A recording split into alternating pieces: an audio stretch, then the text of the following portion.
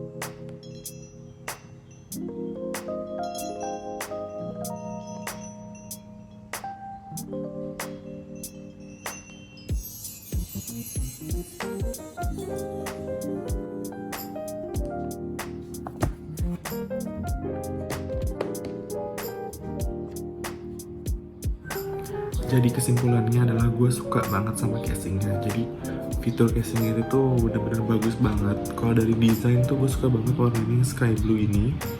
Terus dia bener-bener ngeliatin bagian belakang si iPad kalian. Dan ini tuh kayak plastik gitu, tapi nggak gampang baret ya. Jadi kalian tetap bisa, itu kayak silikon gitu. Jadi dia bisa, kalian bisa tampilin bagian belakang ini kalian ya, body iPad kalian. Dan ini nanti bisa kalian tempelin stiker atau semacamnya gitu biar gak terlalu boring.